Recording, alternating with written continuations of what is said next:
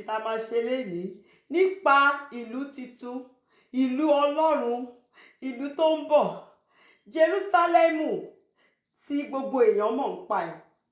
Jerúsálẹ́mù tí nǹkan tí ìdí tí gbogbo èèyàn ṣe máa ń lọ bẹ̀ nìyẹn. Gbẹ̀gbọ́ news kò sí ká má fọ̀rọ̀ Jerúsálẹ́mù sí. Kí ni pàtàkì Jerúsálẹ́mù? Nítorí ìlú ọba ni, ìlú Olúwa Ọlọ́run alààyè ni.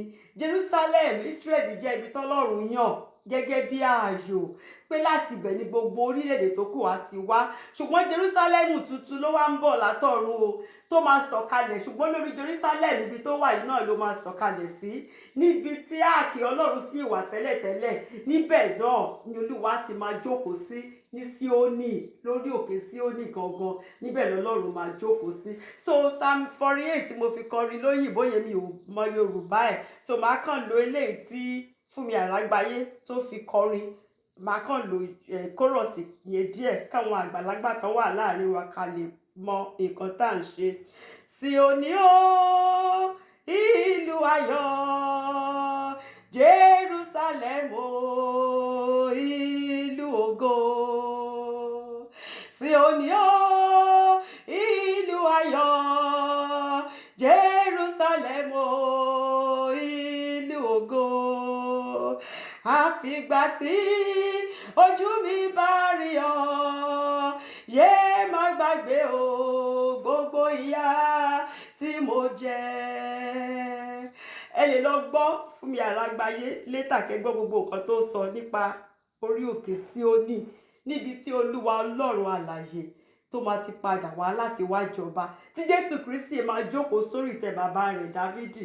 Ìlérí tọ́lọ́run ṣe fún Abraham, ìlérí tọ́lọ́run ṣe fún Dávidi, ìlérí tọ́lọ́run ṣe fún Jákọ́bù, bó ṣe máa múṣẹ lójú sí gbogbo àwa tá jẹ́ ajogún ìgbàlà, táwa náà ti gbogbo wa tá a jọ wà ní Jerúsálẹ́mù tuntun pẹ̀lú Jésù Kristi. Nǹkan tá a fẹ́ ṣe lénìí nìyẹn.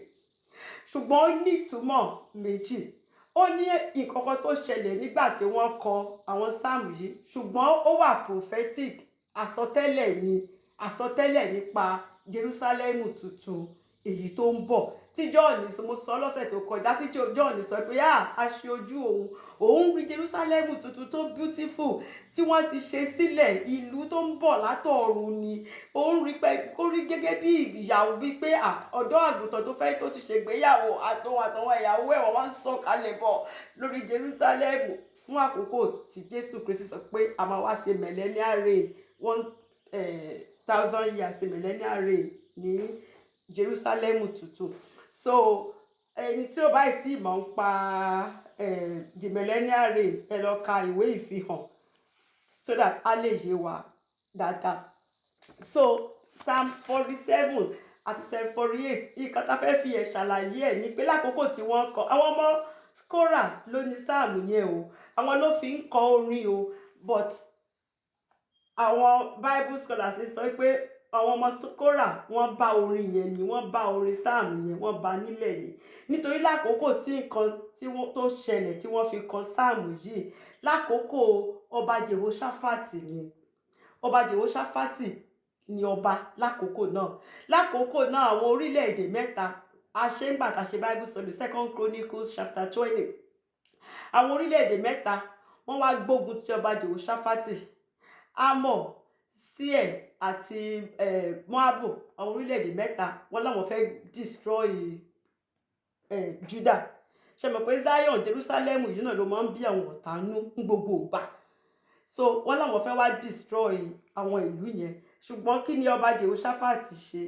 Níṣe ló fi ẹjọ́ sùn Ọlọ́run. Olúwa sì sọ pé má wọrí, ogun yìí ogun tèmi ni.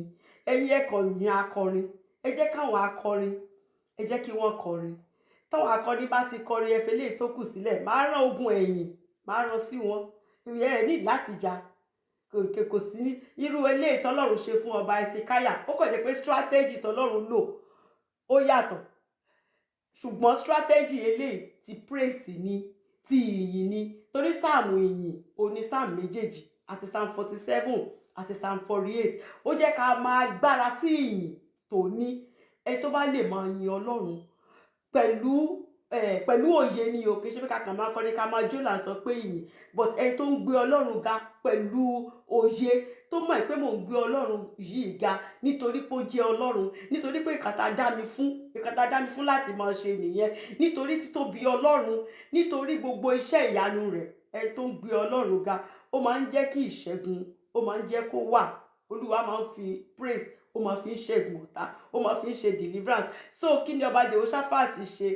Ọba Jehoṣáfátì kó àwọn akọrin, ó yan àwọn akọrin, ó ní kán bẹ̀rẹ̀ sí ní kọrin, kán máa gbé ọlọ́run ga. Àwọn akọrin sì ń gbé ọlọ́run ga. Bẹ́ẹ̀ làwọn ìlú mẹ́tẹ̀ẹ̀ta bẹ́ẹ̀ lọ kọjú síra wọn. Àwọn méjì kọ́kọ́ múra wọn pé ká kọ́kọ́ pa kan, ká destroy ṣe Síérì náà kọ́kọ́ destroy. Wọ́n kọ́kọ́ destroy kan. Nígbà tán pa àwọn yẹn, tán pa gbogbo wọn tán ní pé kò sẹ́ni tó kù. Àwọn náà tún wo ara wọn pé kí ló kù?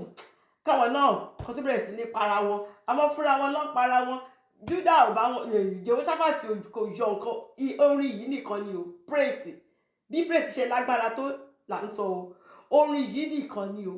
Wọ́n kàn praise Ọlọ́run kan yín akọrin. Ó ti tán, ọtí Jehoṣáfátì ṣe nìyẹn. Àwọn méjèèjì dẹ̀ destroy ara wọn, kò sí kankan tó kù, kò sí kankan tó escape ní ìlú mẹ́tẹ̀ẹ̀ta tán wá gbógun ti Júdà. So ìgbà tí wọ́n máa fi para wọn tán, tí Jehoṣáfátì wọlé, gbogbo ìkógun wọn, gbogbo nǹkan tán kó wá, gbogbo ẹrù wọn pátápátá, àwọn lọ́tún kó tán jogún ẹ̀. So pé Ọlọ́run máa ń jà fún àwọn èèyàn rẹ̀ ní Síónì yẹn, pẹ̀lú gbogbo bí àwọn ọ̀tá ṣe máa ń gbógun tó, tán bá ti fẹ́ wá jà, òkè Síónì yẹn gangan ló máa ń jẹ́ ibi tí wọ́n fẹ́ destroy.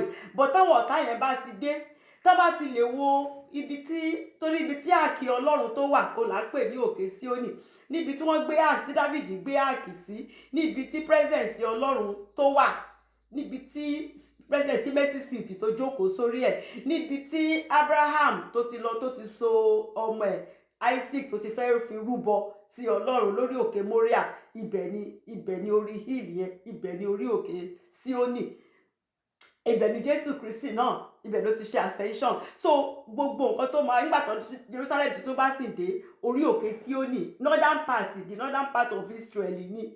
Orí òkè mẹ́rin òní Israel wà, ṣùgbọ́n orí òkè tó ga jù ń bẹ̀ òní Mount Zion, òní Síónì. Ibẹ̀ yẹn gangan lórí òkè Moriah, níbi tí Abraham ti fẹ́ lọ sacrifice ọmọ. Ibẹ̀ náà ni ascension, ibẹ̀ náà ni wọ́n gbé Ark of the Covenant, ibẹ̀ náà gbé sí, ibẹ̀ ni presence Ọlọ́run wà. So táwọn ọ̀tá yìí bá ti wá, ibi tó fẹ́ destroy gangan nìyẹn. But tán bá ti dé, tán bá ti lè wo orí òkè Síónì yẹn, ìbẹ̀rù bojo á dẹ̀ mú wọn. Kò sẹ́ni tó bá wọn jà o. Ẹ̀rù akàndé, ẹ̀rù á dẹ̀ mú wọn. Wọ́n á dẹ̀ bẹ̀rẹ̀ sí ní destroy ara wọn. Wọ́n á máa destroy ara wọn. Bóyá beauty rẹ̀, bó ṣe beautiful tó ní o, kò yéèyàn. Bóyá presence Ọlọ́run tó wà ńbẹ̀ ló ń ṣẹ̀rù bà wọ́n. But tán bá ti múra, tán ti kógun wá, tán bá ti débẹ̀, tán bá ti lè wo orí òkè Síónì yẹn, gbogbo agbára wọn jábọ́, kò sí kan tán lè ṣe mọ́. Kò sí kan tán lè ṣe mọ́. So Psalm 47, mo kàn fún wa ní, a lè lọ kà àwa tá a bá mọ̀ nípa story yẹn.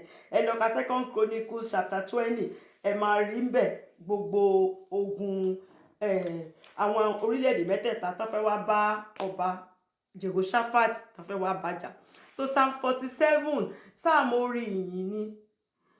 As a matter of fact, it's more of worship. Ṣé mọ̀ pé worship yàtọ̀ sí praise díẹ̀. Praise láti máa ń jó, láti máa ń ṣe gbogbo ẹ̀, but worship, ẹ kàn worship Ọlọ́run, kò kì í ṣe orin ijó. Irú orin fún mi àlágbáyé tí mo sáré ka chorus kan bẹ́ẹ̀ sìn, irú ẹ̀ worship ni, èèyàn fi ń worship ni. But àwọn orin ìhó ayọ̀ sí Olúwa, gbogbo wa lè máa jó, a máa pariwo. So Psalm 48 ìsìn ni, Psalm 48 praise ni, praise gidi ni. Even though méjèèjì láti máa ń pariwo, àwọn èèyàn kan ò kí ń lè pariwo tó bá ń praise, ṣùgbọ́n Ọlọ́run fẹ́ ká kọrin. Torí Paul and Silas, Bible sọ pé ńgbà tán pray, lẹ́yìn tán gbàdúrà tí nǹkan kan ò ṣẹlẹ̀, they praise. Wọ́n praise débi pé gbogbo àwọn prisoners tó wà ńbẹ̀ ló gbọ́. Wọ́n kọ orin náà sínú o, wọ́n kọ síta ni o, wọ́n gbé Ọlọ́run ga, tí pé gbogbo àwọn prisoners tó wà ńbẹ̀ ló gbọ́ pé wọ́n ń gbé Ọlọ́run ga. So Psalm 47 is more of worship.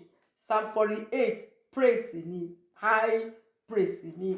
So lákòókò, mo ti sọ pé lákòókò tí Ọlọ́run fún wọn ní victory, tí wọ́n ṣẹ́gun ọ̀tá, òní wọ́n kọ Psalm 47 wípé kí gbogbo ènìyàn kí wọ́n pàtẹ́wọ́, ẹ wá pàtẹ́wọ́, ẹ wá fi ohùn, ẹ wá fi gbé Olúwa Ọlọ́run Ísírẹ́lì ga, ọba tó ń ṣẹ́gun fún wa, ọba tí ò jẹ́ kójú tì wá, ọba tó gbà wá lọ́wọ́ àwọn ogun ọ̀tá. Mo dẹ̀ ti sọ fún wa pé àsọtẹ́lẹ̀ ni, prophecy ni fún ìgbà ìkẹyìn, nígbà tí mẹ́sáyà fún rẹ̀ gangan tó máa defeat àwọn ọ̀tá rẹ̀. Jésù Kristi máa ṣẹ́gun gbogbo àwọn ọ̀tá. Ẹ lè lọ kà á ní ìwé ìfihàn chapter 19 verse 11 to 15. Nǹkan tó máa ṣẹlẹ̀ nígbà tí Jésù Kristi tó bá ń bọ̀ náà nìyẹn. Àkókò tribulation bá ti kọjá, nǹkan tó máa ṣẹlẹ̀ ni òun ni prophecy Psalm 47 àti Psalm 48. So nǹkan tó kàn ṣe pàtàkì ńbẹ̀ ni wípé àwọn tó máa gbádùn ìjọba yìí, ìjọba tí Jésù Kristi ń padà bọ̀, bó ṣe lọ bẹ́ẹ̀ ló ṣe ń padà bọ̀. Nígbà tó bá sì padà bọ̀ ní Jerúsálẹ́mù tuntun, gbogbo èèyàn kan ló máa wà ńbẹ̀, gbogbo orílẹ̀-èdè ni o, ṣùgbọ́n gbogbo ẹni tó jẹ́ pé a ti rà padà, ẹni tí ó qualify láti ṣe ìgbéyàwó pẹ̀lú Jésù Kristi, òun nìkan ló máa bá Jésù Kristi gbé ní Jerúsálẹ́mù tuntun. Nítorí Jerúsálẹ́mù tuntun, ibi tí ò sí ẹkún, ibi tí ò sí òṣè, níbi tí ò sí ìbànújẹ́, kò sí pé àìsàn, kò sí wàhálà, gbogbo nǹkan dáradára ni. Níbẹ̀ la máa ti fún wa ní gbogbo èrè iṣẹ́ ta ṣe fọ́lọ́run. Níbẹ̀ la máa ti mọ̀ pé ẹni báyìí crown báyìí ló ní, iye adé báyìí ló ní, irú iṣẹ́ báyìí ló ṣe fọ́lọ́run. Níbẹ̀ ni a máa ti rí àwọn tán tiẹ̀ pa nítorí iṣẹ́ Ọlọ́run, gbogbo ìyẹn reward yẹn. Onífúnmi Alágbáyé ṣe é sọ pé má gbàgbé gbogbo ìyà tí mo ti jẹ ọ́, pé mo jẹyà working for God láyé ń bí o. So reward ni èrè mi náà, mo ń dúró dè. So ẹni tó bá jẹ́ ajogún ìgbàlà, òun nìkan ló lè make ẹ̀, òun nìkan ló máa rí Jerúsálẹ́mù tuntun. Ẹni tá ti wẹ̀ nínú ẹ̀jẹ̀ ọ̀dọ́ àgùntàn. Revelations 21 verse 7, ìwé ìfihàn 2:7. Ẹni tí ó bá ṣẹ́gun, òun yóò jogún nǹkan wọ̀nyí. Kò kí ń ṣe gbogbo èèyàn, ṣùgbọ́n ẹni tó bá ṣẹ́gun, òun ló máa jogún gbogbo nǹkan tá à ń sọ. So Psalm 48, mo sọ fún wa pé sáàmì yìí ni, àti ayẹyẹ pé aláti bu ọlá fún ìlú Jerúsálẹ́mù. Ṣùgbọ́n ká tó bọlá fún ìlú Jerúsálẹ́mù, God first yo, aláti kọ́kọ́ bọlá fún Ọlọ́run tó ní Jerúsálẹ́mù fún rẹ̀ gangan. Nítorí Síónì ìlú Ọlọ́run ni, ìlú Ọlọ́run ni o, ògo Ọlọ́run, ibi ìjókòó ògo Ọlọ́run, òun ni Síónì. So ó tọ́ka sí Jerusalem gẹ́gẹ́ bí àpẹẹrẹ ìfẹ́ àti agbára Ọlọ́run. Ó sọ̀rọ̀ nípa ààbò Ọlọ́run àti pé Ọlọ́run wa ni ìlú náà. Síónì tá à ń sọ yìí, Ọlọ́run wa gangan òun ni ìlú náà. Ibẹ̀ ni Jésù Kristi fúnra wọn, ibẹ̀ ló máa jókòó sí. Ó sì jẹ́ ká mọ ẹwà rẹ̀. Psalm 40 jẹ́ ká mọ̀ pé ibi tó beautiful, tó lẹ́wà ni. Nígbà tá a bá rí Jerúsálẹ́mù tuntun, tá a bá rí Mount Zion bó ṣe máa rí, a mọ̀ pé kò kí ń ṣe pé agbára Ọlọ́run wà ńbẹ̀ nìkan, kò kí ń ṣe pé ibi ààbò nìkan, ṣùgbọ́n ibi tó lẹ́wà ni. Bí John ṣe sọ pé òun ṣe rí, pé Psalm 40 jẹ́ ká mọ̀ pé bẹ́ẹ̀ ló máa ṣe rí. So ó gbà wá níyànjú pé a láti máa yin Ọlọ́run, a láti yin Ọlọ́run fún ẹni tó Ọlọ́run jẹ́, a láti mọ ìdí tá fi ń yin Ọlọ́run, a láti máa yin Ọlọ́run pẹ̀lú òye. A kàn lè máa yin Ọlọ́run pé mo ṣáà ń kọ àjọ à ń ṣe, but you praise God with understanding. You praise God with understanding. So ọ̀rọ̀ ìyànjú ẹyọ kan, ọ̀rọ̀ ìyànjú ẹyọ kan ni mo kàn máa sọ̀rọ̀ nípa ẹ̀, kò dẹ̀ ní gùn. Verse 14 mo máa ti mú ní Psalm 48 wípé kí Ọlọ́run, ẹ jẹ́ ká jẹ́ kí Ọlọ́run jẹ́ guide wa, kó jẹ́ pé Ọlọ́run ló máa fi ọ̀nà hàn wá. Torí tá bá ti sọ pé àmọ̀nà, àmọ̀ bá ṣe máa ṣe, àmọ̀nà tá máa gbé gbà, ẹni tí kò bá ti jẹ́ kí Ọlọ́run jẹ́ guide òun, kò sí bó ṣe lè dé ìjọba ọ̀run o. Ṣé rí bá ṣe ń lo GPS, bí ta bá ń lọ tá àmọ̀nà, tá máa lo GPS ó máa gbé wa débẹ̀.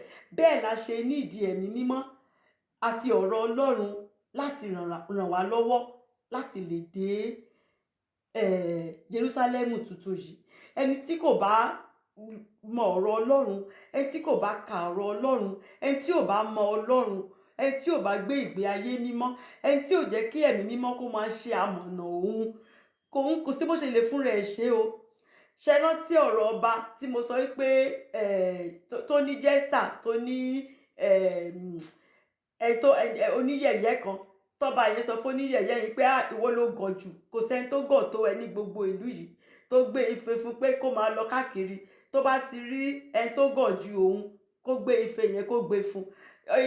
Jẹ́sà yìí dẹ̀ lọ káàkiri kò rí ẹni tí ó máa gbé ife fún. Ọba dẹ̀ ránṣẹ́ pé òkè o, látọjọ́ òye kó ti rí ẹni gbé ohun tí rí òṣì wà ní òkè máa bọ̀, kí ló dé? Ọba lòun lọ sí ìrìn àjò wo? Ìgbà wo lẹ ń lọ? Òun lọ kíákíá ni. Ṣó di dandan kẹ́ lọ ní? Ó ní ó di dandan kó òun lọ, kò sẹ́ni tó lè sọ pé òun ò ní lọ, òun láti lọ. Ṣé ẹ mọ̀nà? Òun ò mọ̀nà. Kí lẹ ti ṣe sílẹ̀ tẹ́ fẹ́ lọ bá ń bẹ̀? Kò sí. Ta ló ń mú yín lọ? Kò sí. Òkè o, tẹ́ ẹ bá mọ ibi tẹ́ ẹ ń lọ, ẹ̀ẹ́dẹ̀ mọ̀nà, kò dẹ̀ sẹ́ni tó ń mú yín lọ, kò dẹ̀ sí nǹkan tẹ́ ṣe sílẹ̀ tẹ́ fẹ́ lọ bá ń bẹ̀. Ife yìí ẹ̀yin gan lẹ ní, kò sẹ́ni tó gọ̀ jù yín lọ, kábíyèsí, ẹ̀yin gan ní kẹ́ gba ife. So a nílò ẹ̀mí mímọ́, a nílò ọ̀rọ̀ Ọlọ́run. Kristẹni tí ò bá ka ọ̀rọ̀ Ọlọ́run, tí ò mọ ọ̀rọ̀ Ọlọ́run, kò múra pé òun lọ sí Jerúsálẹ́mù tuntun o. Kò sí báwo lè ṣe fẹ́ ṣe torí ọ̀rọ̀ Ọlọ́run nìkan òun ni GPS tó máa fọ̀nà hàn yàn pé báyìí ni kò ṣe, nǹkan báyìí ni kò ṣe. Ẹ̀mí mímọ́ tó wà nínú wa, òun náà ló máa sọ fún wa wípé báyìí ni kò ṣe, ọ̀nà báyìí ni kò gbà, nǹkan bí eléyìí ò lè ṣe, ibi tí wọ́n ń lọ ò lè ṣe, irú nǹkan tẹ́nìyẹn ṣe wọ́n ò lè ṣe. Ẹ̀mí mímọ́ bí kọ́mpásì ó wà nínú wa tó máa sọ fún wa wípé báyìí ni báyìí kọ́. So tó bá kàn sọ pé o jẹ́ Kristẹni, o ka ọ̀rọ̀ Ọlọ́run, o mọ ọ̀rọ̀ Ọlọ́run láti máa jẹ́ ìtọ́sọ́nà, láti máa tọ́ ẹ sọ́nà, láti jẹ́ ìmọ́lẹ̀ sípa ọ̀nà rẹ, tó o bá mọ̀ kò sí bó ṣe fẹ́ lọ Jerúsálẹ́mù tuntun, kò sí. Psalm 119 verse 105, Psalm 119:1-5 ẹ lọ kà ń pa ọ̀rọ̀ Ọlọ́run. Ó nìkan ló lè tọ́ wa sí ọ̀nà, ó nìkan ló lè fi ìmọ́lẹ̀, ló lè tàn sí ọ̀nà yẹn ká lè mọ̀ pé báyìí ló ṣe yẹ kí n ṣe gbà, báyìí ni. Dẹ̀ ń pa ẹ̀mí mímọ́ náà, ẹ lè lọ ka John 16 verse 13. The Holy Spirit, ẹ̀mí mímọ́, òun ló máa ń ràn yàn lọ́wọ́. Ẹ̀mí mímọ́ tí ẹ máa ń ràn yàn lọ́wọ́ ní gidi ni. Ikọ̀ mi tẹ̀tẹ̀ máa rò pé eléyìí pé mo lè ṣe eléyìí, òun ló máa sọ fún yín pé o lè ṣe, you can't do that, o lè ṣe. So ọ̀nà èèyàn lè fi agbára èèyàn, a lè sọ pé mo mọ̀ nǹkan tó yẹ kí n ṣe, general kínní ni, just humble yourself. It doesn't work like that o. Iṣẹ́ yìí iṣẹ́ gidi ni o, ẹ tó bá fẹ́ bọ́ lọ́run ni o, ẹ tó fẹ́ make Jerusalem tuntun yẹn, iṣẹ́ gidi ni o, iṣẹ́ gidi ni. Ọlọ́run á ràn wá lọ́wọ́ lórúkọ Jésù. Ẹ jẹ́ ká ka Psalm 47. Mo ti sọ fún wa pé ìlú yìí prophecy ti wà nílẹ̀ tẹ́lẹ̀ wípé Jerusalem yìí ó ní ìlú tuntun. Olúwa ti ní promise, ó ti ṣe promise pẹ̀lú Abraham, ó sì ti ṣe pẹ̀lú Dávidi, ó sì ti ṣe pẹ̀lú Jacob. So a kàn fẹ́ celebrate nsìn ni, nítorí pé Jésù Kristi nsìn ní Psalm 47 yìí ó ń padà bọ̀ ní Jerusalem tuntun láti wá jókòó sórí ìtẹ́ bàbá rẹ̀. Jésù Kristi ń padà bọ̀. So àwọn èèyàn ń pariwo lẹ́yìn tí wọ́n ní, nítorí ìtumọ̀ méjì ni mò ń sọ bí bọ́lọ́run ṣe fún wọn ní ìṣẹ́gun tí wọ́n ń yọ̀, ṣùgbọ́n lórí ìṣẹ́gun tó ń yọ̀ yẹn àsọtẹ́lẹ̀ nǹkan tó máa ń ṣẹlẹ̀. So méjèèjì ni mò ń sọ papọ̀, mi ìfẹ́ ká wà confused. So verse 1, ó yẹ ẹ̀yin ènìyàn gbogbo, ẹ ṣàpẹ̀, ẹ fi ohùn ayọ̀ ìhó ìṣẹ́gun sí Ọlọ́run. Ìyẹn wípé gbogbo ẹ̀yin ènìyàn, gbogbo orílẹ̀-èdè ni o, kò kì í ṣe àwa ọmọ Ọlọ́run, gbogbo èèyàn la sọ pé torí nǹkan tó Ọlọ́run dá wa fún nìyẹn, láti máa gbé òun ga. So gbogbo èèyàn ó ní kó pàtẹ́wọ́, kó hó ìhó ayọ̀ sí Ọlọ́run, ẹ hó ìhó ayọ̀ sí Ọlọ́run. Torí Numbers 23 verse 21 bí pàtì ẹ̀, Numbers 23 verse 21 sọ pé ìhó ayọ̀ ọba ó sì ń bẹ nínú wọn. Ísírẹ́lì ìhó ayọ̀ ọba yẹn ó wà ń bẹ ní gbogbo ìgbà tán bá fẹ́ fọba jẹ, tí wọ́n bá ní victory, tí ìṣẹ́gun tọ́lọ́run bá fún wọn ní ìṣẹ́gun, nǹkan tó máa ń ṣe ni pé wọ́n á pariwo, wọ́n á hó ìhó ayọ̀ sí Olúwa Ọlọ́run Ísírẹ́lì. So ńgbà tí wọ́n ní ìṣẹ́gun, tọ́lọ́run ṣẹ́gun gbogbo àwọn orílẹ̀-èdè tán wá gbógun tì wọ́n, òní wọ́n fi wá sọ pé ẹ̀yin ènìyàn ẹ pàtẹ́wọ́, ẹ hó ìhó ayọ̀ ìṣẹ́gun sí Ọlọ́run èyí tó fún wa ní ìṣẹ́gun. Nítorí pé ìdí tá a máa fi hó ìhó ayọ̀ ni wípé nítorí Olúwa ọ̀gá ògo yìí ó lé ẹ̀rù o, à ń gbéga, à ń pariwo, à ń hó ìhó ayọ̀ nítorí Olúwa ọ̀gá ògo yìí ó lé ẹ̀rù o. Báwo ni, ṣé kò lẹ́rù bẹ́ẹ̀ yẹn kí orílẹ̀-èdè mẹ́ta kán múra pé wọ́n fẹ́ wá bá orílẹ̀-èdè kan jà? Àwọn tó fẹ́ wá bá jà wọn ti ẹ̀ múra ogun, wọn múra, wọn ní àmì, wọn kó nǹkan kan. Níṣẹ́ ló ń kó akọrin síta pé ẹ̀yin akọrin ó yá ẹ máa kọrin, for the Lord is good, his mercies endure forever. Ẹ ṣáà máa kọrin, ẹ kàn máa kọrin. Bọ́n dẹ̀ ṣe ń kọrin bẹ́ẹ̀ làwọn orílẹ̀-èdè mẹ́tẹ̀ẹ̀ta dẹ̀ wòra wọn pé kí láti ẹ̀ ṣe ń bí, wọ́n dẹ̀ múra wọn, wọ́n para wọn. Ẹ jọ ṣé irú Ọlọ́run yẹn ṣé yóò ní bẹ̀rù irú Ọlọ́run yìí ni? Ọlọ́run tó jẹ́ wípé níbi tó jókòó sí á dẹ̀ rí 1000 years, nǹkan tó máa ṣẹlẹ̀ 1000 years kò dìde o, níbi tó jókòó sí ó dẹ̀ ń wo 1000 years níwájú. Ọlọ́run tó kàn máa jẹ́ káwọn èèyàn kàn gbọ́ ariwo lásán ni o, tí gbogbo àwọn ọ̀tá, gbogbo àwọn tó ti múra ogun wá tí wọ́n á dẹ̀ ṣubú. Ọlọ́run tó rí Fáráò àtọmọ ogun ẹ̀, tó rí wọn sínú òkun, tó kún pupa, tó lànà, tó rí àwọn èèyàn mọ́. Ṣé irú Ọlọ́run bẹ́ẹ̀ ṣé kò ní ẹ̀rù ni?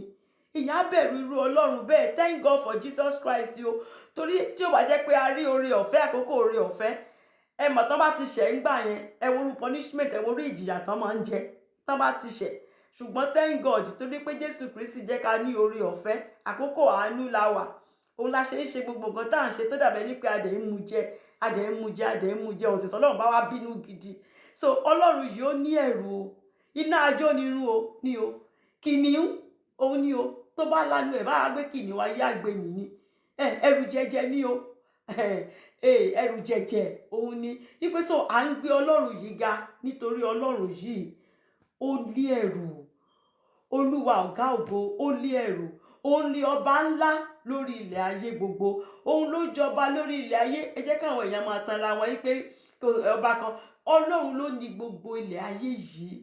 Nígbà tákòókò náà bá dé, gbogbo èèyàn á mọ̀, torí gbogbo èèyàn ló máa sọ wípé ló máa wá láti wá fi ògo fún Olúwa Ọlọ́run Ísírẹ́lì yìí. Àkókò náà ń bọ̀ tó jẹ́ pé gbogbo orílẹ̀-èdè gbogbo àti ìwọ tó sọ pé wọ́n yóò ẹ̀sìn kan, gbogbo èèyàn ló máa wá forí balẹ̀ fún Olúwa Ọlọ́run Ísírẹ́lì. So nítorí Olúwa ọ̀gá ògo lé ẹ̀rù, òun lé ọba ńlá lórí ilẹ̀ ayé gbogbo. Nítorí rẹ̀ la ṣe máa hó ìhó ayọ̀, la ṣe máa gbé Olúwa, la ṣe máa gbé ga. Ní verse 3 ó ní yóò ṣẹ́ àwọn ènìyàn lábẹ́ wa.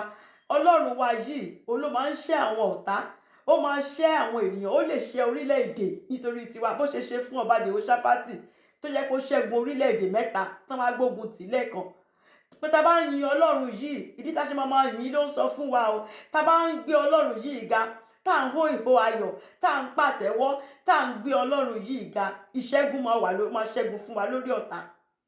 Ìṣẹ́gun praise máa ń jẹ́ kí ìṣẹ́gun ńlá ó máa ń jẹ́ kó ṣẹlẹ̀ ni. Tá bá ti ń gbé Ọlọ́run ga, vengeance máa answer ní camp àwọn ọ̀tá. Olúwa ṣẹ́gun ọ̀tá. So Ọlọ́run yìí òun ló ṣẹ́ àwọn ènìyàn lábẹ́ wa àti àwọn orílẹ̀-èdè lé àtẹlẹsẹ̀ wa. Torí ẹ̀ la ṣe ń gbéga, torí ẹ̀ la ṣe ń hó ìhó ayọ̀, torí ẹ̀ la ṣe ń kọ orin, la ṣe ń pariwo sí Olúwa Ọlọ́run ọba. 2 Chronicles chapter 20 verse 22 to 26. 2 Chronicles chapter 20 verse 22 to 26. A máa rí bí wọ́n ṣe kọrin tí Olúwa dẹ̀ ṣẹ́gun orílẹ̀-èdè, àwọn orílẹ̀-èdè tó ṣẹ́gun wọn fún Ísírẹ́lì. Ní verse 4 ó ní Olúwa yìí ó ní yóò yan ilẹ̀ ìní wa. Àwọn ìdí tá a fọ́n máa gbé Ọlọ́run ga ló ń sọ gbogbo. Mi tún fẹ́ ká fi ṣe ọ̀rọ̀ ìyànjú torí mo ti sọ àwọn kinní wọ̀nyí tẹ́lẹ̀ rí.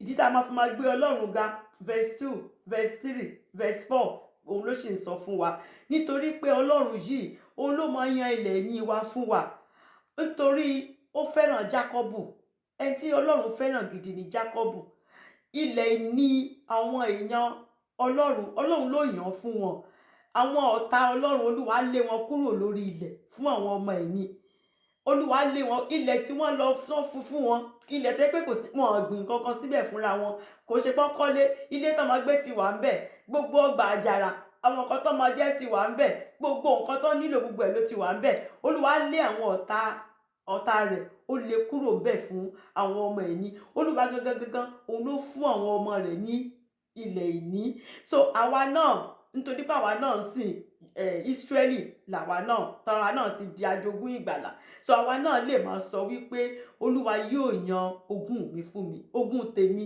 látọ̀dọ̀ Ọlọ́run ló máa ti wá ogún tèmi látọ̀dọ̀ Ọlọ́run nítorí àwa náà a ní ẹ̀tọ́ sí joint heir la jẹ́ pẹ̀lú Jésù Kristi alájọpín ni joint heir òun la jẹ́ pẹ̀lú Jésù Kristi so verse 4 ó sọ pé òun yóò yan ilẹ̀ ìní wa fún wa ọlá Jákọ́bù ẹni tí ó fẹ́ ó wá sọ pé ká ronú sí o ibi tó ń sọ dé yẹn ká ronú sí nǹkan tó ń sọ yẹn wípé Ọlọ́run yìí òun ló fún wa ní ilẹ̀ ìní pẹ̀lú ògo tó fún Jákọ́bù àyànfẹ́ rẹ̀ nítorí ògo tó fún Jákọ́bù yẹn ó fẹ́ kó kọ̀ntínú láti máa hàn kí gbogbo ayé kí gbogbo orílẹ̀-èdè ó máa rí kò sí bó ṣe lè ka news tó ń sìn wọ́n á sọ̀rọ̀ Jerusalem kò sí ìlú mi tẹ́ máa gbórúkọ ẹ̀bí Jerusalem wọ́n á sọ̀rọ̀ ọbẹ̀ ṣáni nítorí kí nítorí Jákọ́bù ni nítorí Olúwa fẹ́ràn Jákọ́bù òun dẹ̀ ló yan ilẹ̀ ìní fún wa pé so wọ́n fẹ́ ká ronú sí dáadáa nǹkan tí wọ́n sọ so ní verse 6 ó wá sọ pé ẹ kọrí ìyìn sí Ọlọ́run ẹ kọrí ìyìn sí ọba wa ẹ kọrí ìyìn ẹ wo gbà mẹ́rin ló sọ o ẹ kọrí ìyìn sí Ọlọ́run ẹ kọrí ìyìn sí ọba wa ẹ kọrí ìyìn ní verse 7 a ti sọ pé ẹ kọrí ìyìn nígbà mẹ́rin ṣe rí bí praise ṣe lágbára tó ẹ rí bí praise ṣe important sí Benny Hinn ó ní pé nígbà kan òun bi Ọlọ́run wípé kí ló dé táwọn kan ò kì í rí miracle ní miracle state tó ń bá lọ ṣe àwọn kan rí miracle àwọn kan tóun ti ẹ̀ mọ̀ tó pé wọ́n á sọ pé nínú crusade yẹn àwọn eléyìí Olúwa máa bá wọn pàdé pé àwọn yẹn wọn lè ní rí nǹkan kan pé so ó ń bọ́dà òun á bi Ọlọ́run lọ́jọ́ kan pé kí ló dé táwọn yẹn kó ṣe pé wọ́n nígbàgbọ́ kí ló dé tí wọn kì í ríṣẹ́ ìyanu pọ́lọ́run sọ pé ìṣòro tí wọ́n gbé wá yẹn òun ló wà lọ́kàn wọn nígbà tí gbogbo èèyàn bá ń worship àwọn nígbà táwọn èèyàn bá ń praise àwọn ìṣòro yẹn làwọn gbé sọ́kàn nǹkan tó ṣàn ṣe mí mo ṣàfẹ́ kó bá mi ṣe Olúwa ni mo ṣàfẹ́ kó bá mi mú kúrò tí gbogbo praise fi ń lọ meanwhile nígbà táwọn èèyàn ti ń yin Ọlọ́run táwọn worship tó ń ṣe iṣẹ́ ìyanu ti ń ṣẹlẹ̀ iṣẹ́ ìyanu ti ń lọ so tá bá ti ń gbé ìṣòro wa tá bá ti ń gbé sórí tá bá ti ń gbé ga ju Ọlọ́run tá a fi ayọ̀ tá a fi àyè sílẹ̀ láti fi gbé Ọlọ́run ga kò kí ń ṣe nǹkan tó dára rárá because nǹkan tá a ṣe dá wa sí nìyẹn we are a chosen generation o royal priesthood ni we are called a pè wá ní láti wá yin Ọlọ́run yìí lógo láti fi iṣẹ́ rẹ̀ hàn nǹkan tó dá wa fún nìyẹn kò dá wa fún nǹkan mìíràn so tó bá dẹ̀ wá jí pé ìṣòro téèyàn ní ilé ayé a dẹ̀ wá gbéga ju pé a fẹ́ yin Ọlọ́run lọ so verse 6 and 7 sọ fún wa wípé ó ṣe pàtàkì o láti máa gbé Ọlọ́run yìí ga ká dẹ̀ máa ṣe pẹ̀lú ayọ̀ pẹ̀lú òye ni kì í ṣe bẹ́ẹ̀ kàkà máa kọrin lásán pé wọ́n ti ní kí n máa kọrin mo ṣáà ń kọrin mò ń jó rárá o with understanding pẹ̀lú òye ni ká gbé Ọlọ́run ga nítorí Olúwa yìí ó tó ní gbígbé ga títóbi rẹ̀ ga Olúwa yìí tó ká ro gbogbo àwọn nǹkan tọ́lọ́run yìí ṣe ká gbéga nítorí ẹni tọ́lọ́run jẹ́ nítorí àwọn nǹkan tọ́lọ́run ṣe tó ó ṣe pàtàkì ká gbé Ọlọ́run ga so ẹni tó kọ sáàmù yẹn sọ fún wa wípé ẹ kọrí ìyìn sí Ọlọ́run ẹ kọrí ìyìn sí ọba wa ẹ kọrí ìyìn ní gidi it doesn't matter what you are going through ẹ̀yin ẹ ṣáà máa gbé Ọlọ́run ga kẹ́ wá wo nǹkan tọ́lọ́run máa ṣe ẹ má jẹ́ kí nǹkan tó ń ṣe wá ká má gbéga ju Ọlọ́run lọ so verse 7 ó ní nítorí Ọlọ́run ni ọba gbogbo ayé ẹ fi òye ẹ fi kọrin ìyìn ẹ fi òye pẹ̀lú understanding ni o kì í ṣe pé kakàn gbé record àbí album sí kakàn dẹ̀ máa jó ta jójójójó ta sweat ìyẹn kọ́ là ń sọ pé praise o, èèyàn ṣe pẹ̀lú òye ni o. Olúwa mò ń gbé ọ̀gá nítorí títóbi ni Olúwa. Olúwa iṣẹ́ ọwọ́ rẹ, gbogbo àwọn nǹkan tá à ń rí yóò fi iṣẹ́ ọwọ́ rẹ hàn. Agbára rẹ tóbi. Olúwa ẹ̀yin lẹ ṣe báyìí, ẹ̀yin lẹ ṣe báyìí, ẹ̀yin lẹ ṣe báyìí. Olúwa mo gbé ọ̀gá, Olúwa mo yìn ọ́ lógo. Intentional, you have to be very intentional about it. Ó dẹ̀ wá fún wa ní example wípé àwọn ìdí tá a ṣe máa gbé Ọlọ́run ga ni pé Ọlọ́run jọba àwọn kèfèrí, Ọlọ́run jọba lórí gbogbo àwọn kèfèrí. Ọlọ́run yìí ó jókòó lórí ìtẹ́ ìwà mímọ́ verse 8. Ọlọ́run yìí òun ló ń reign lórí gbogbo ayé. Ọlọ́run yìí kò sẹ́ni tó dàbí Ọlọ́run yìí, kò sẹ́ni tá lè fi wé. Ó làwọn Vine song fi kọrin, let the church of Jesus sing hallelujah to the Father, our God reigns, he reigns on high. Just our God reigns, he reigns all over the world. Ó ń reign lórí kèfèrí, ó ń reign lórí ẹni tó dẹ̀ ti di ọmọ ìgbàlà. Gbogbo wa ló ń reign lé lórí. Ẹni tó bá sọ pé òun ò sí lábẹ́ reign Ọlọ́run, ó ń tan ara ẹ̀ ni. Gbogbo ayé yìí lábẹ́ Ọlọ́run òun ló wà. Nítorí ẹ̀ a láti máa gbé Ọlọ́run ga pẹ̀lú òye, ká gbé Ọlọ́run ga fún iṣẹ́ ọwọ́ rẹ̀, ní verse 9 ó wá sọ wípé àwọn aládé àwọn ènìyàn, gbogbo àwọn aládé àwọn princes, wọ́n kó ara wọn jọ. Àní àwọn ènìyàn Ọlọ́run Abraham, gbogbo àwọn tó ti mọ Ọlọ́run Abraham, gbogbo wa a kó ara wa jọ nítorí àsáyé yìí tí Ọlọ́run ni. Gbogbo àgbálá ayé yìí Ọlọ́run ló ní, òun ló ní, kò sẹ́ni tó lè bá bọ́lọ́run pín. Òun ni agbélékè jọjọ. Ọlọ́run yìí nìkan la gbélékè jọjọ. Ta ló dàbí irú rẹ̀? Ní gbogbo àwọn alágbára nísìn, ta ló dàbí rẹ̀? Gbogbo àwọn ẹ̀sìn tó sọ pé ó ń sìn, gbogbo àwọn tó ń sìn, gbogbo wọn ló kú, kò sẹ́ni tó jíǹde nínú wọn. Ṣùgbọ́n Ọlọ́run kan wà tó jẹ́ pé ó kú ó sì jíǹde. A dẹ̀ rí grateful láti sọ pé Ọlọ́run kan tẹ́lẹ̀ èyí tó jíǹde. So nínú gbogbo nǹkan ó yàtọ̀ sí gbogbo àwọn Ọlọ́run kọ́lọ́run tó kù tí wọ́n ń pè lọ́lọ́run.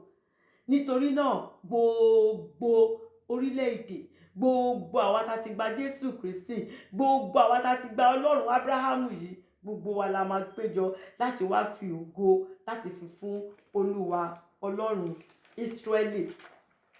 And that will take me to Psalm 48. Ẹ má wọrí, a máa ṣe tán fast náà. Psalm 48, Psalm ìyìn náà ni. Àwọn ọmọ Kórà náà ni wọ́n ní Psalm 48. Mo dẹ̀ ti sọ fún wa pé ìlú Jerusalem tuntun òun lọ́lọ́run ti ṣèlérí pé a máa tún bí. Jerusalem tuntun ó ń bọ̀ láti ọ̀run. Lórí Jerusalem yìí náà ló máa ti ní headquarter ẹ̀, níbẹ̀ ló máa jẹ́ tí gbogbo ayé tó máa wá síbẹ̀, tí gbogbo ayé máa wá síbẹ̀. Ẹ lè ka ìwé ìfihàn Revelations 21 verse 2 to 23. So verse 1 sọ pé ẹni ńlá ni Olúwa, tí a yìn púpọ̀ púpọ̀ ní ìlú Ọlọ́run wa, ní òkè ìwà mímọ́ rẹ̀. Ó ní mo ti fi kọrin verse 1 and 2. Great is the Lord and greatly to be praised. Ní ìlú Ọlọ́run wa, in the city of our God, in the mountain of his holiness. A láti máa yin Ọlọ́run ni, a láti máa yin. 2 Chronicles chapter 6 verse 6 sọ pé ṣùgbọ́n èmi ti yan Jerusalemu kí orúkọ mi kí ó lè wà níbẹ̀. Ọlọ́run sọ fún àwọn èèyàn rẹ̀ pé mi ò yan ìlú mìíràn ní gbogbo ayé, Jerusalem yìí nìkan ni mo yàn kí orúkọ mi kí ó lè wà níbẹ̀. Ibẹ̀ náà sì ni orí òkè Síónì. Ó sì ní Apostle John sọ pé òun rí Jerusalem tuntun tó ń bọ̀ látọ̀run tó máa dúró sórí ibẹ̀. Ṣùgbọ́n headquarter yẹn gangan bí tọ́lọ́run jókòó sí, Jésù Kristi máa jókòó sí lórí ìtẹ́ bàbá rẹ̀ ní orí òkè Síónì yẹn, òun náà ni. So torí ẹ̀ láti sọ wípé great is the Lord. Olúwa yìí tóbi, a láti fi ògo fún, a láti gbéga nítorí ó ń bọ̀ láti wá jókòó sórí òkè mímọ́ rẹ̀ lórí òkè Síónì. Verse 2, ó ní dídára ní ipò ìtẹ̀dó, ayọ̀ gbogbo ayé lé òkè Síónì. Also ibẹ̀ beautiful, wọ́n ló beautiful gan gbà tí Solomon tó tiẹ̀ wá ṣe, Solomon wá kọ́ ní gidi. very beautiful gan. So tó bá ti rí bẹ́ẹ̀ òun ló máa ń lé àwọn ọ̀tá. Ìbẹ̀rù gbogbo ẹ̀ṣẹ̀ ṣe rí tó bá ti dé, tó bá ti lè wo orí òkè Síónì yẹn, àwọn ọ̀tá yẹn máa túlẹ̀ ni, wọ́n máa túlẹ̀ ni. Dídára ní ipò ìtẹ̀dó rẹ̀, ayọ̀ gbogbo ayé ni, ayọ̀ gbogbo ayé ni sí òkè Síónì. Àtẹ̀tí sọ pé òun ò gba Ọlọ́run, àtẹ̀yẹ lọ́jọ́ náà ẹ mọ̀ pé gbogbo orúkún ló máa, gbogbo orúkún ni o ló máa kúnlẹ̀ o, ló máa sọ pé Jésù Kristi lolúwa. Ayọ̀ gbogbo ayé òun lórí òkè Síónì jẹ́. Òun ló sì wà ní ìhà àríwá, the northern part of Jerusalem òun ló wà. Ìlú ọba ni, níbi tí Jésù Kristi ti máa jókòó sórí ìtẹ́ bàbá rẹ̀. Verse 3 sọ wípé a mọ Ọlọ́run ní ààbò nínú ààfin rẹ̀. Ọlọ́run gangan ní ààbò, òun gangan ló jókòó sínú ààfin yẹn, ó sì ní ó jẹ́ ààbò fún wa. Ọlọ́run gangan ó wà níbẹ̀. Nígbà tán gbé Ark of the Covenant síbẹ̀, presence Ọlọ́run ó wà nínú ark yẹn. Bẹ́ẹ̀ ló sì ṣe máa rí nígbà tí Jerusalem tuntun bá dé. Jésù Kristi fúnra wọn ló máa jókòó sórí òkè Síónì lórí ìtẹ́ bàbá rẹ̀ Dávidi. Gbogbo àwọn kinní yìí máa ṣẹlẹ̀ just at the end of tribulation. Nígbà tí tribulation bá ṣẹlẹ̀ tán, Jerusalem tuntun tí rapture àti rapture, Jerusalem tuntun á sọ̀kalẹ̀, àwa ṣe millennial reign. So verse 4 àti verse 5 ń sọ fún wa wípé bí àwọn ọ̀tá ṣe gbógun tó, pẹ̀lú gbogbo ọ̀nà táwọn ọ̀tá gbà, wọ́n rí Síónì láti bàjẹ́ o. Wọ́n ní agbára láti bà Síónì jẹ́. Ó wá sọ wípé ṣáàwó àwọn ọba péjọpọ̀, àwọn orílẹ̀-èdè mẹ́ta tí mo sọ ń pa ẹ̀, wọ́n jùmọ̀ ń kọjá lọ, wọ́n parapọ̀ wọ́n ń kọjá lọ. Ṣùgbọ́n nígbà tí wọ́n rí orí òkè Síónì yẹn, bẹ́ẹ̀ ni ẹnu yà wọ́n. A yọ wọ́n lẹ́nu pé wọ́n kàn ń wo orí òkè Síónì yẹn báyìí, ẹnu yà wọ́n. A yọ wọ́n lẹ́nu, wọ́n yára kúrò báyìí, wọ́n dẹ̀ wòra wọn pé kí ló kù kan ṣe. Wọ́n destroy ara wọn, wọ́n para wọn ni. Exodus 15 verse 15 to 16. Exodus chapter 15 verse 15 to 16 sọ wípé nígbà náà ni ẹnu ya àwọn baálẹ̀ Édómù, ìwárìrì sì mú àwọn alágbára Móábù, gbogbo àwọn olùgbé Kénáánì wọ́n yọ dànù ní, ìbẹ̀rùbojo mú wọn. Àwọn eléyìí gbà táwọn ọmọ Ọlọ́run kọjá, tí wọ́n rí Ark of the Covenant yẹn, tí presence Ọlọ́run wà nínú ẹ̀, tó dẹ̀ fẹ́ kọjá, wọ́n sọ pé wọ́n ní kọjá tẹ́lẹ̀, wọ́n ti pariwo ibi kọ́ àwọn máa destroy wọn. Ṣùgbọ́n nígbà tí wọ́n rí ark yẹn, ẹnu yà wọ́n baálẹ̀ Édómù o, ìwárìrì mú wọn o. Ó mú àwọn alágbára Móábù, gbogbo àwọn olùgbé Kénáánì wọ́n yọ dànù ní o, ìbẹ̀rùbojo mú wọn. So ó wá sọ wípé ní verse 7, ó wá sọ wípé Olúwa ìwọ fi ẹ̀fúùfù ìlà oòrùn ó fi fọ́ ọkọ̀ Táṣì.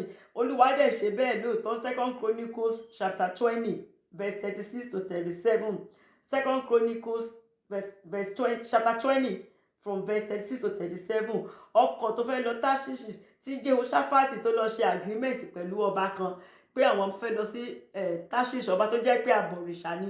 Jehoṣáfátì ló fẹ́ bá lọ kí wọ́n lè lo bóòtù yẹn kí wọ́n fi.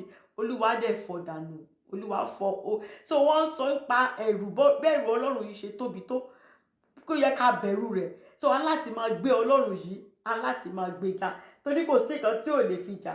Atẹ́gùn ló fi jà ń bì, a fi orin jà, orin ló fi pa àwọn orílẹ̀-èdè mẹ́ta yẹn. Nígbà míì dẹ̀rẹ́ a kàn rán ariwo, káwọn ọ̀tá kankan gbọ́ ariwo. So oríṣiríṣi ọ̀nà lọ́lọ́run yìí ló fi ń jà. So olóṣèlú sọ pé Ọlọ́run yìí ó tó ní gbígbéga, a láti máa gbéga. Tá bá wo orú àwọn nǹkan tí Ọlọ́run yìí tó ń ṣe. Wọ́n wá ń sọ ní verse 8 wípé bí àwa ti gbọ́, bẹ́ẹ̀ ni àwa rí ní ìlú Olúwa àwọn ọmọ ogun ní ìlú Ọlọ́run wa.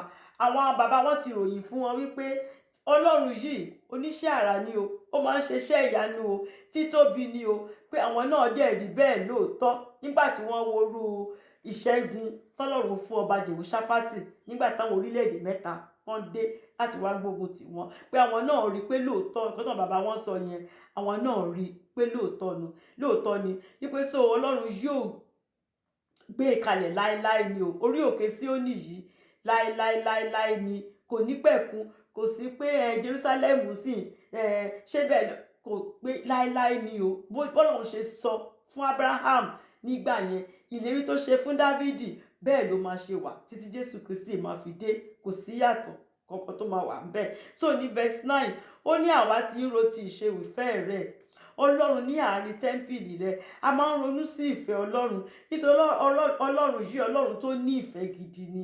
Ọlọ́run sì ń gbé nínú tẹ́ḿpìlì yìí. So à ń gbé Ọlọ́run yìí ga nítorí ọba tó ní ìfẹ́ sí wa gidi ni, ọba tó ní ìfẹ́ ni, ọba tí ò fẹ́ ká parun, ọba tó máa ń gbèjà àwọn èèyàn rẹ̀, ọba tó ṣe wá láyànfẹ́ torí àánú la rí gbà o. Kéèyàn kankan máa ń rò pé bóyá ṣe òun máa ṣe ni o, oore ọ̀fẹ́ ni o, akànrá àánú gbà ni o.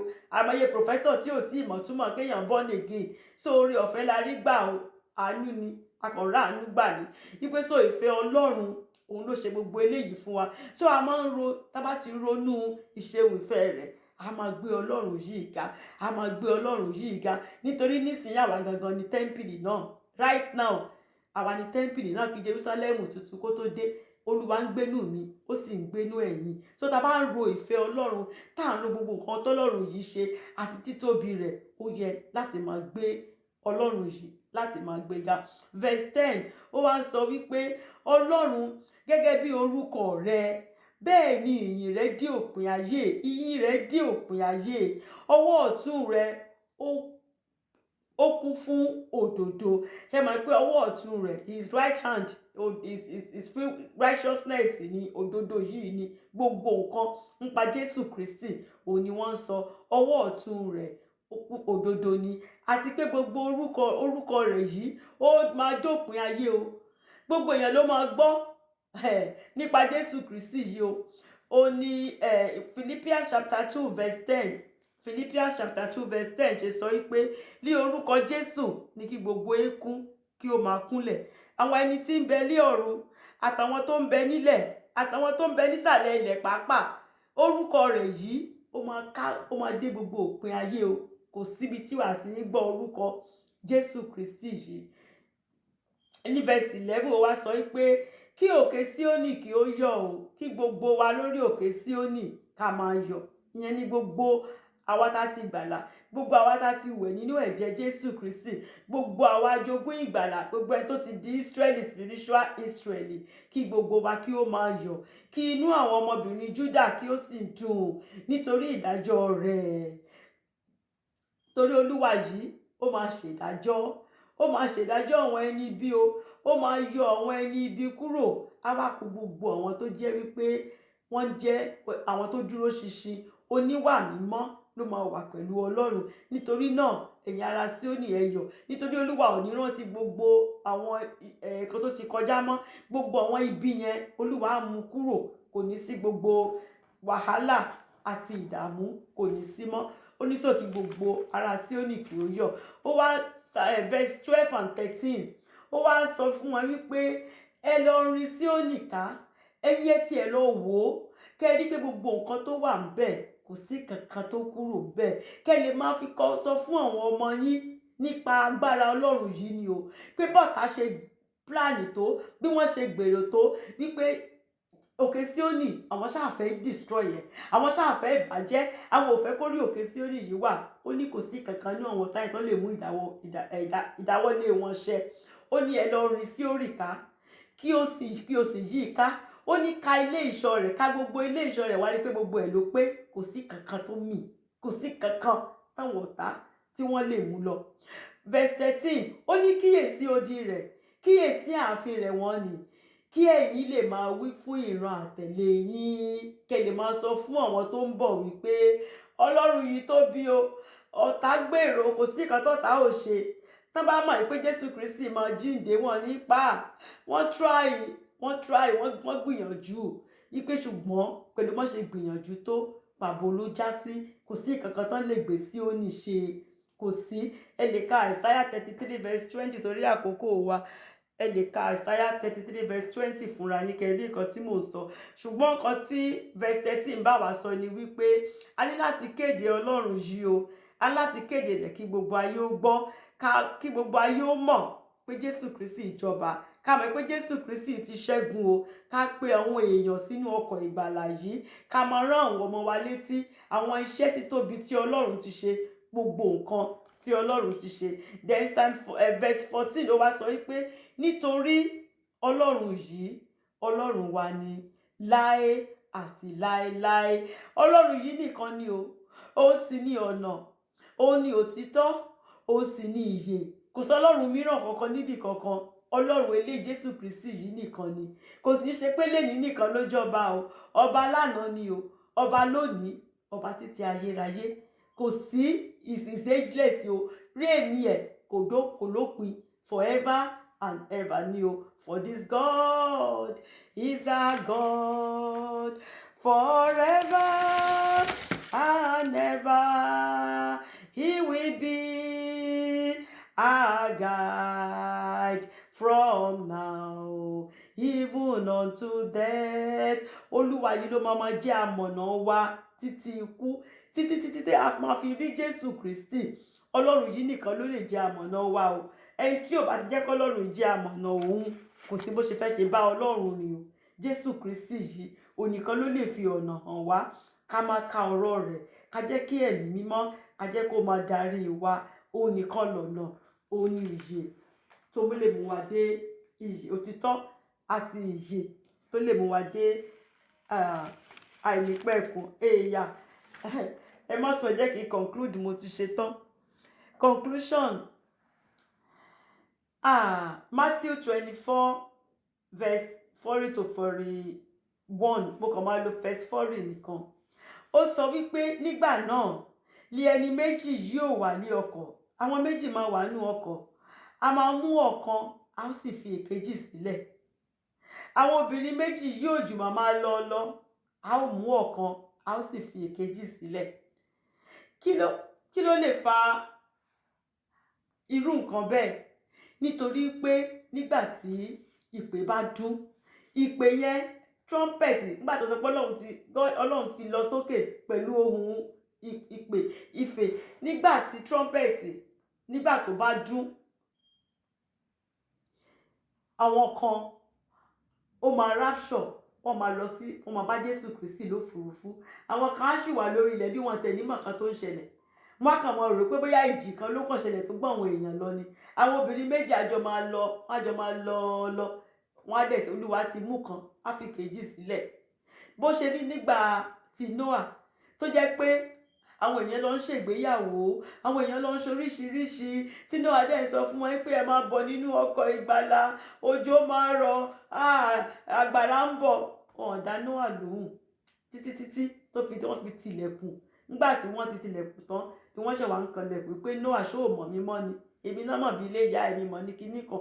So nígbà tí ọjọ́ yẹn bá máa dé, ẹni tí ó dúró ṣinṣin, ẹni tó ti ṣetán tó rẹ́dì láti bá Jésù Kristi láti bá rìn, òun nìkan òun ló máa bá Jésù, òun ló máa bá lọ. Mo ti fi story Jésà yẹn, mo tún ti fi rán wa létí ká lè fi rántí wípé ẹni tó bá ti tó pèsè tó múra ibi tó ń lọ, ẹni tó mọ̀ òdó ẹ̀ pé ó ti gba Jésù Kristi, tó máa ń fi ọ̀nà hàn òun, tó máa ń mú òun débẹ̀, tó mọ̀ pé òun ti ní Jésù Kristi, tó jẹ́ wípé ó ti kọ́ mansion tòun ibi tóun máa dé sí síbẹ̀. Irú èèyàn bẹ́ẹ̀ òun ló máa bá Jésù Kristi lọ. Ṣùgbọ́n ẹni tó bá tí ò tí ì mọ̀, tí ò tí ì ní ìdánilójú, tí ò tí ì mọ̀ nǹkan tó ń ṣe, ó mọ̀ left behind ní Bible pè wọ́n. Àwa ò ní wà left behind lórúkọ Jésù o. So kí gbogbo wa ká bára wa sọ̀rọ̀. Ìjọba ọ̀run kù dẹ̀dẹ̀, aráyé ẹ yí padà, onídàájọ́ ayé ń bọ̀ tí yóò béèrè lọ́wọ́ rẹ. Báwo ló ṣe ń lo ìgbésí ayé rẹ? Tó bá fẹ́ gba Jésù Kristi ní Olúwa àti Olùgbàlà rẹ, tó mọ̀ wípé ìkan tá à ń sọ yìí, Jerusalem tuntun yìí, orúkọ ẹ ò tiẹ̀ sí ń bẹ̀. Tí ìpè yẹn bá dún báyìí, tí ìpè yẹn bá dún lẹ́ni, kò sí bó ṣe lè bá Jésù Kristi lọ. Oore ọ̀fẹ́ wà fún ọ. O ti gbọ́, tó bá tiẹ̀ mọ̀ ń pa tribulation, tó tiẹ̀ mọ̀ ń pa coming back, ìpadàbọ̀ Jésù Kristi sí orí ìtẹ́ bàbá rẹ̀, àní tó ti gbọ́ díẹ̀ ń bẹ̀ lénìí, wá gba Jésù Kristi. Gbogbo nǹkan tá a sọ yìí òtítọ́ ni o, kò sí rọ́ńbẹ́ o.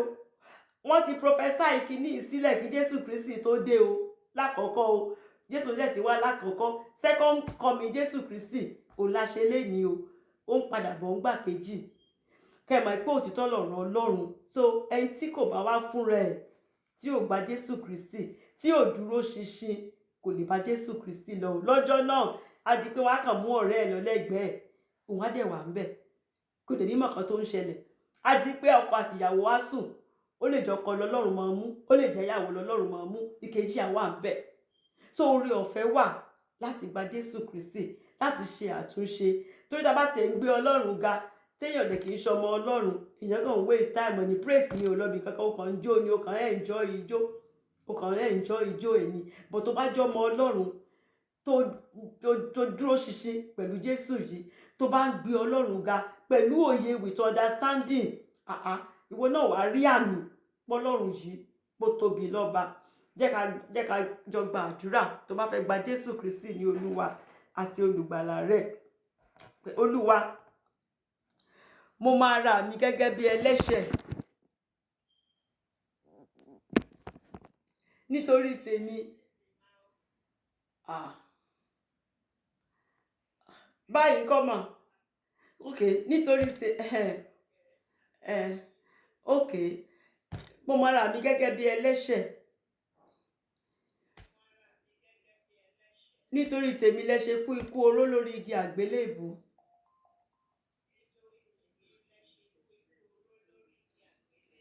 Dárí gbogbo ẹ̀ṣẹ̀ mi jì mí.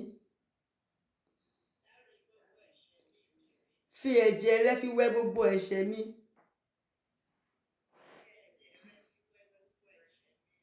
Mo gba Jésù Kristi ní Olúwa àti olùgbàlà mi.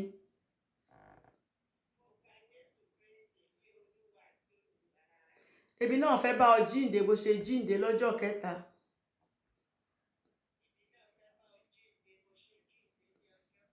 Kọ orúkọ mi sínú ìwé ìyè.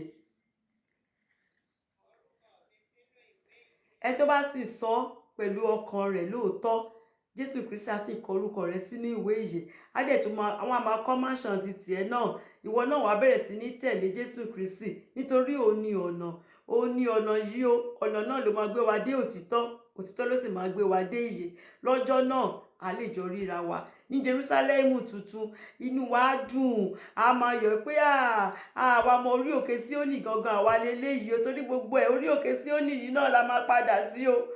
Kò wá ní dá ká sọ pé ẹni tó wà lórí òkè Síónì láyé kò wá méèkì orí òkè Síónì tuntun, kò ní dá bẹ́ẹ̀ rárá o. Olúwa ràn wá lọ́wọ́ lórúkọ Jésù. Ẹ ṣé o. Thank you. God bless you all in Jesus' name.